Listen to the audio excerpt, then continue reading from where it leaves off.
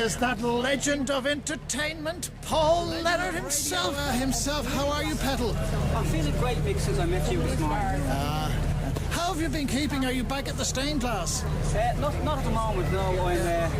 I'm more into 24-hour partying these days. Well, you are getting to that age, like myself. I'm down to 22-hour partying, but tea, you know... Would have been a leap year, I thought I'd just throw in the... I am loving the outfit. Is this, as I say, style never goes out, does it? Certainly not. Not in this town. Yeah. And who's big in Paul's playlist these days? I see Marky Smith's playing in here these days. I played the other night, so I didn't get a chance to go. Let me see. Playlist.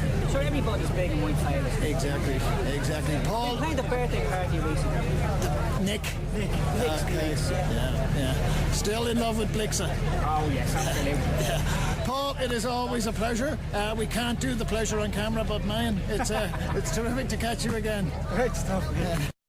This is Radio Resuming on transmission, beaming from the mountain top using oral ammunition. With extreme prejudice to try to terminate our mission.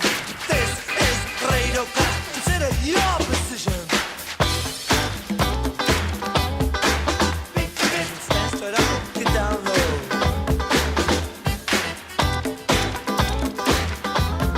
I'm sticking with you, 'cause I'm made out of glue. Anything that you might do, I'm gonna do too. You held up a stagecoach in the rain, and I'm doing the same. Saw you hanging from a tree, and I made believe it was me. I'm sticking with you, 'cause I'm made out of glue. Anything that you might do, I'm gonna do too. Moon people go into the stratosphere. Soldiers fighting with the calm. But with you by my side, I can do anything. When we swing, we hang past right and wrong. I'll do anything for you. Anything you want me to. I'll do anything for you. That's great. Do you want to tell us what you got? Sorry? Tell us about the produce. It's a video. It's a video, exactly. Hello. Our Italian product from the south of Italy. Delicious pesto. The leek that now he's gonna try and he tastes it. Delicious vegetable, olive oil, everything from the sun. A lot of pasta. A lot of kind of pasta. Brown rice with spinach. Everything. Healthy food. All made by Mama. Of course. The big mama from the south of Italy. And healthy as well? Yeah, definitely. Yeah, All you see. vegetable, all natural olive oil, extra virgin Fabulous oil. for the skin. The olive definitely, there is good. Use it in the morning. Yeah. Look, you sold me. There you go.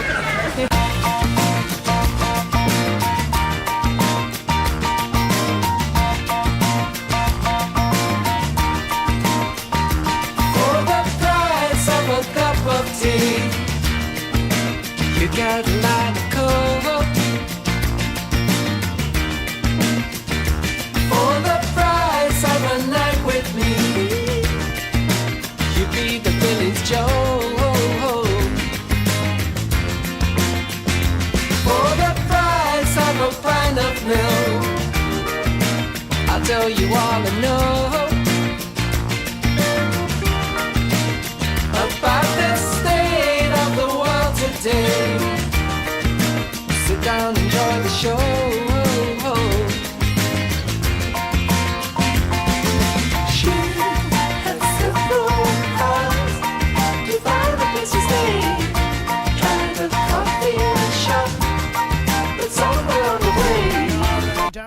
RoseFestival, and joining me is my good friend and former colleague John Haughton. John, how are you doing, mate? I'm doing great, Michael. I mean, this is a wonderful place, St. Anne's Park. I only live about half a mile away from it, and it's the most wonderful place in the world. It's almost a home game for you, John, because you're known for your great commitment to supporting the environment, but you also do great things down here of bringing groups and explaining the variety of trees and vegetation we've got, particularly trees. Tell us about that. Well, I mean, there's the most amazing trees here in the park, and I had a group of people with me there, some students there a few weeks ago, and they were absolutely amazed when they looked up the main walkway, the main road from this hill on the right hand side. They were absolutely stunned by the view. Stunned. It's a great part of the world, really, isn't it? Yeah, I mean, this was a gift from, I think it was the Guinness family, to Dublin City Council. Now, unfortunately, about a third of it, they developed housing on it, which they should never have done. The original house was a fine house, and they allowed it to be destroyed. And this is typical of how the city fathers have managed a lot of the important buildings, etc., in the city. They should never have gone. To be fair, wasn't it a victim of what we would call Irish lightning? Well, I mean, it got torched. Torched by people. Yeah, but I mean, the same thing happened to up in Coolock there, the famous college up there. Do you know the camp? Bell Camp. Yes, that was torched a year ago. Now, these things should be managed. They should not be allowed this thing to happen to them, you know. Well, if you look to our right over there, John, we've got a very good example. We've got the preserved red stables. It's been for quite a long time, it was just used to house gardening equipment. At least now it's turned back to the people, albeit with a bit of commerce, but it is turned back to the people. Yeah. Now, this was a very good example. The stables were preserved, so the house may have gone, but the stables were there. Now, the staff used to be a place for the staff of Dublin City Council, Parks Department, and they have moved. And now this is a community thing, and it's great that the arts people use the centre a lot. And then you have a lovely coffee there. I asked the girl who was giving out leaflets there for Tiernan Oak, which is the coffee shop. I asked her if I went in there, would I stay young forever? And she said she couldn't guarantee it, you know. John, you were born young. You will, I cannot. You're immortal in our terms. But something just that struck me when I was walking around here yesterday, John, is that in many respects, this is a classic example of what we would call the democratisation of Ireland. 150 years ago, this was the preserve of one family. Now it's the preserve of an awful lot of families. I suspect you'd welcome that development. Oh, yeah. Do you see, a very important thing happened last week, Michael. The Aarhus Convention, which is a convention to do with public participation in decision-making.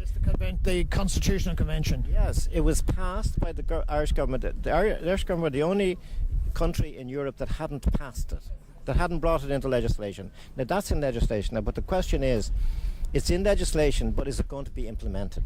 And that gives people stakeholder thing. Now, the only thing is this, you may have stakeholder approach, but I was talking to somebody in Lusk about this big disposable centre they were going to put up there for effluent, and he said we would have to pay a vast amount of money for experts, and the councils have all the expertise paid for by taxpayers' money. So if you have public participation in decision making, you have to fund the expertise necessary for the community to present its case. Very well said, John. Very well said. Any what's on the horizon for John Haughton? You've just completed the Changing Face of Fairview. Any new radio material? Yes. Now, I tell you, I have a very exciting one in prospect. I have always been interested in Irish history, but from the point of view of the original inhabitants, whether they were pagans or Celts, and the way they viewed their environment, how they linked with their environment, how they saw other forms of life, how they saw themselves as part of a whole, part of Mother Nature, etc. I have sent in a proposal to Near FM, who have sent a proposal to the Broadcasting Authority of Ireland under Sound and Vision to do a series about this. John, we look forward to that. We know how great the last one was. So, John Haughton, thanks for your time today. Thanks very much, Michael. Thank you. Delighted.